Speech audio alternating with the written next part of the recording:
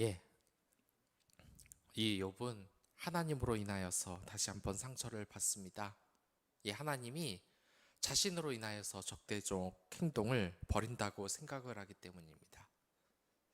우리가 그러한 경우가 있습니다. 상대방의 의도를 잘 이해하지 못할 경우, 이러한 욥 같은 경우도 하나님에 대한 그 사랑이, 그 시련이 우리가 잘 이해를 할 수 없기 때문에 하나님의 적대적 행동이라고 생각을 하고 욥이 탕식을 하는 것입니다.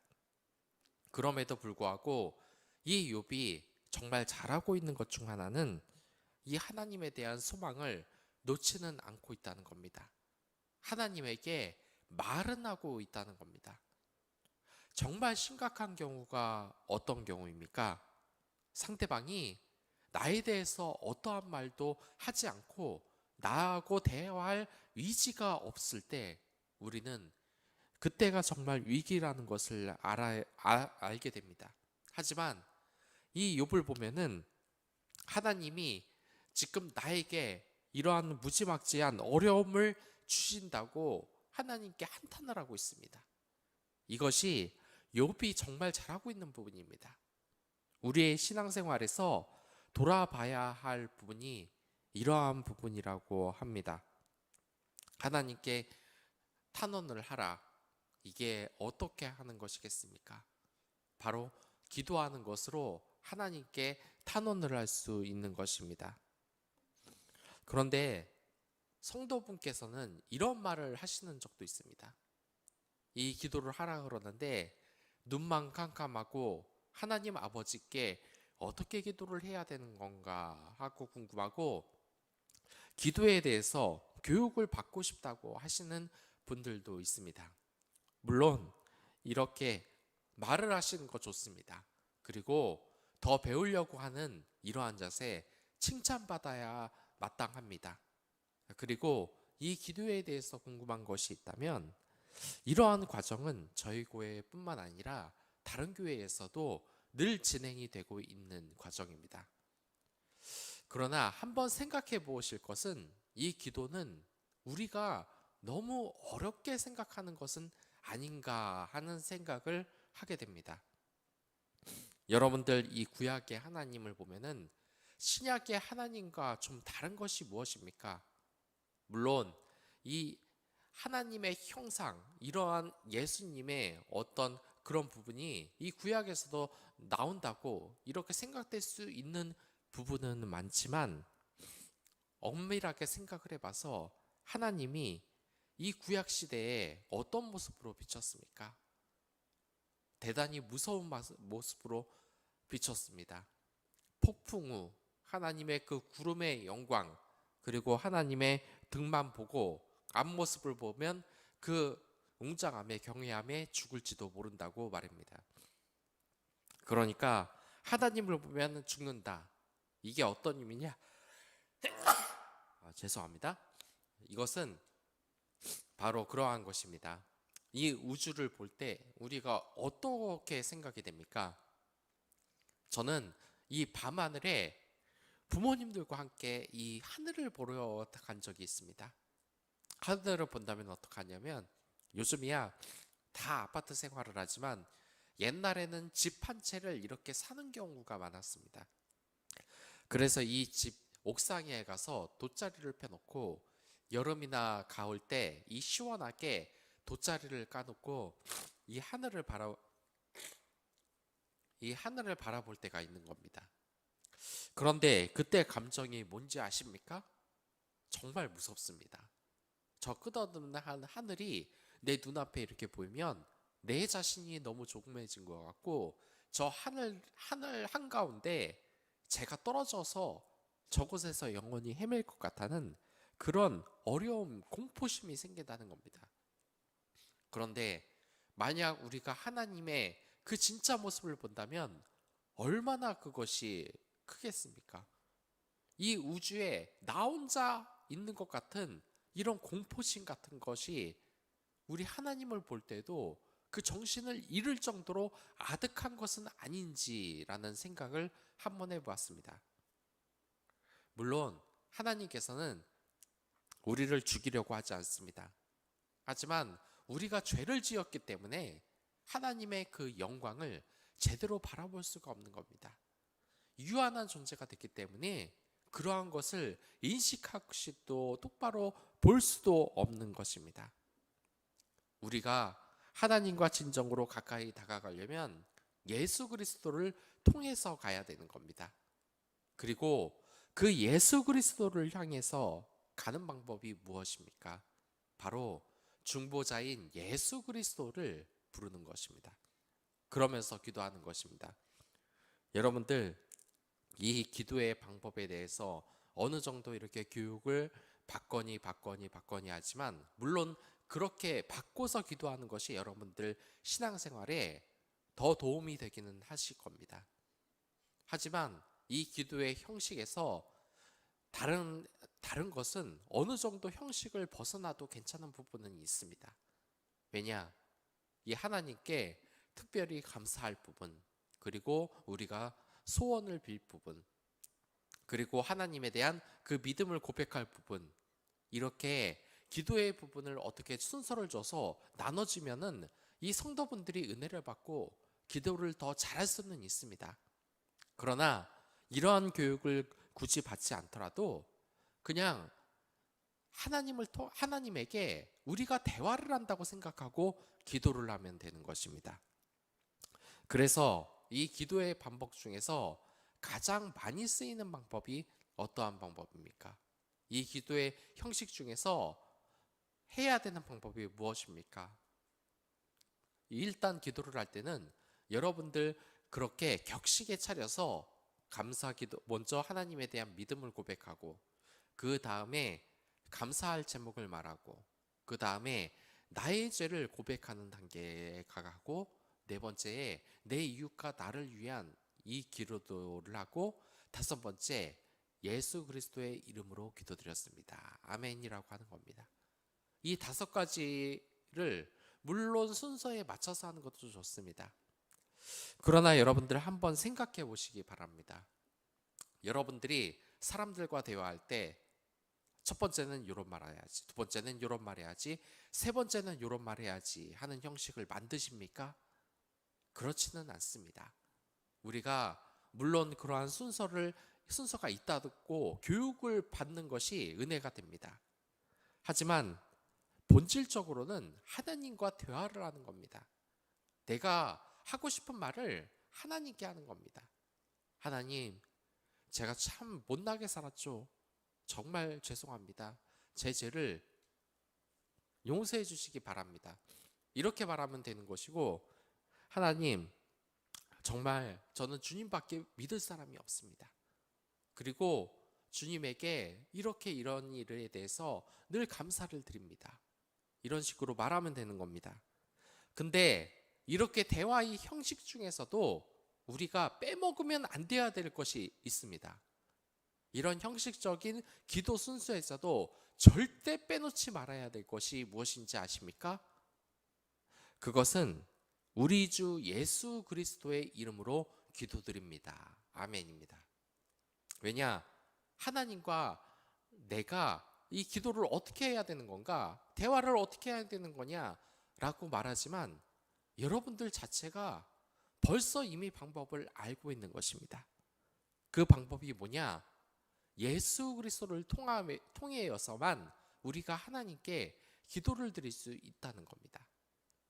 여러분들의 이 기도 제목을 늘 하나님에게 이야기하시기 바랍니다. 그러려면은 이 비유가 약간은 좀 이상하긴 하지만 예수 그리스도라는 이 전화기, 이 수화기를 통해서 전화를 해야 되는 겁니다. 이 예수 그리스도는 물론 중보자 되시는 거지만 전화기가 지금 예수님이라고 말하는 게 아닙니다. 전화기 역할도 하시는 분이 바로 예수님이라는 겁니다. 우리의 중보자 되시고 이미 그럽니다. 그러니까 어떤 분들이 이런 질문을 하는 것은 꼭 이와 같습니다. 정말 하나님과 대화하는 방법을 모르겠습니다. 어떻게 기도를 해야 되는지 모르겠습니다. 하지만 이것은 마치 어떻게 된 거냐? 예수 그리스도라는 예수 그리스도가 전해준 이 전화기를 통해서 들고 지금 하나님과 대화를 하고 있는데, 내가 말을 하고 있는데 하는 말이, 나 지금 어떻게 대화를 하는지 모르겠다 라고 말하는 것과 똑같다는 겁니다. 그러니까 내가 어머니하고 전화를 이렇게 딱 하고 전화를 끊었는데 어떻게 하면 어머니하고 대화를 해야 될까요? 라고 묻는 것과 똑같은 말이라는 겁니다. 이미 우리가 어머니하고 대화를 다 하고 있습니다. 어머니하고 할 때 무슨 암호체를 받는 것도 아니고 무슨 격식을 차리는 것도 아닙니다. 그냥 수화기를 들어서 대화를 하면 되는 겁니다. 근데 여기서 중요한 것은 수화기는 꼭 들어야 된다는 겁니다. 전화기가 없는데 전화를 할 수는 없는 겁니다. 이 전화를 할 수 있는 이 전화기를 전해주는 역할을 바로 예수 그리스도께서 한다는 겁니다. 그렇기 때문에 이 욥의 한탄이 여러분들 잘못됐다고 보시는 것이 아닙니다. 이 욥은 계속해서 하나님에게 그 믿음 가운데서 토로를 하고 있습니다. 자신의 이 믿음에 대해서 계속해서 이야기하면서 하나님에게 지금 통회하고 있습니다. 그리고 나중에 이제 38장 이후에 가면 알겠지만 이 하나님께서는 욥의 이 한마디 한마디를 다 듣고 계셨습니다. 기도뿐만이 아니라 제가 지금 말을 하고 있는 것, 여러분들이 찬양을 하고 있는 것, 여러분들이 이웃에게 어떤 말을 쓰는지 그것은 하나님이 지금 이미 다 듣고 계신다는 겁니다. 특히 여러분들이 하나님과 이 직통으로 대화를 할 수 있는 이 기도라는 부분은 이미 예수 그리스도께서 이 전화기, 전화선을 다 이미 통신망을 마련해 놓으신 겁니다. 우리는 그분에게 기도를 하면 되는 겁니다. 이 욥을 보십시오. 사람이 얼마나 정말 힘들었으면 이렇게 신앙이 좋은 사람이 힘들어 하겠습니까? 그러나 욥의 행동이 특별히 잘못되지 않았다고 하는 것은 지금 내 삶이 힘들고 아픔이 느껴지는데 이것을 다른 사람도 아닌 하나님께 탄원을 한다는 겁니다. 이 인생의 마지막까지 하나님을 믿지 못하는 인생이 있다면 우리가 얼마나 슬프겠습니까?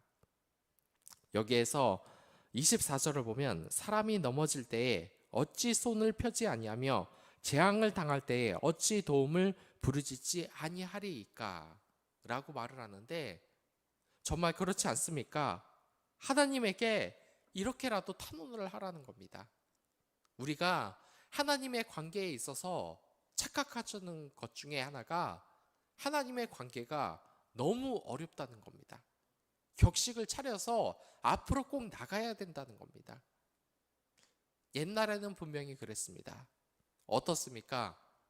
이 하나님과 닿기 위해서는, 하나님 앞에서 나서기 위해서는 자신의 죄를 깨끗이 씻어서 나가야 했는데 그 중에 하나가 바로 이 동물 제사로 자신의 동물 제사의 이 피로, 동물의 피로 자신의 죄를 용서받고 주님 앞에 나가는 거였습니다. 하지만 지금은 그렇지 않습니다. 왜냐? 너무나 편리한 예수 그리스도가 있었기 때문입니다. 인류의 역사를 보면 어떻습니까? 옛날에는 이 통신을 하기 위해서 비둘기에게 쪽지를 전해주거나 아니면 봉화를 피우거나 이런 식의 방식이 되지 않았습니까? 그리고 제가 어렸을 때만 해도 어떻게 됐냐? 이 핸드폰이라는 것이 없었습니다. 그렇기 때문에 약속을 잡으려면 직접 이야기를 하거나 아니면 집에다가 전화를 해서 물어보는 수밖에 없었습니다. 그렇게 집에 전화를 해서 물어봐서 만약 약속을 하는데 중간에 무슨 일이 틀어졌다. 그 약속 장소에서 만나야 하는데 못 만나는 일도 비일비재했습니다. 그러면서도 이 핸드폰에 대해서 대부분 사람들이 필요성을 못 느꼈습니다. 하지만 어떻습니까? 요즘 이 핸드폰 사용하지 않는 사람들이 있습니까? 그리고 생각해 보십시오.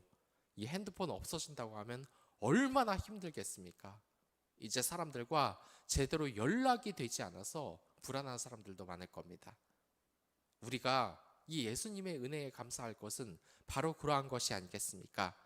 예수 그리스도께서 우리를 위하여서 십자가에 못 박히시고 그 피로 인하여서 우리는 하나님과의 이 직통 전화, 이 기도를 모두 할 수 있게 되었던 것입니다. 어려움이 있으십니까? 하나님께 고백을 하십시오. 저라고 어려움이 없겠습니까? 저도 하나님께 늘 기도를 합니다. 그리고 이 기도 제목을 주변 사람과 나누십시오. 같이 기도를 하시기 바랍니다. 그리고 이렇게 탄식을 하고 기도를 할 때, 기도 제목을 받을 때는 절대 자신의 생각을 내세우지 마시기 바랍니다. 내가 볼 때는 어쩌고 저쩌고 하면서 이웃에 대해서 그 힘듦에 공감하지 못하고 충고를 하고 말 같지 않은 그런 소리를 하는 것보다 내 이웃을 위해서 공감하고 그들의 어려움을 조용히 들어주는 것이 바로 우리의 역할이라는 것이 이 본문에서 지금 말하고 있는 내용인 것입니다. 우리 그리스도인이 이 살아가면서 얼마나 비판적으로 바뀌었습니까? 하나님과 같이 있으면은, 좋은 것과 같이 있으면은 우리 자체도 은혜스럽게 변해야 되는 겁니다. 그러나 그렇게 은혜스럽게 변한 것이 진짜 우리의 모습으로 다가왔는지 한번 생각해보고 기도해 보일 때입니다. 왜냐? 가끔 저도 그렇고 이 성도들도 그렇고 가끔 이야기를 하는 것을 보면 축복의 말보다 저주의 말이 많은 경우가 많습니다.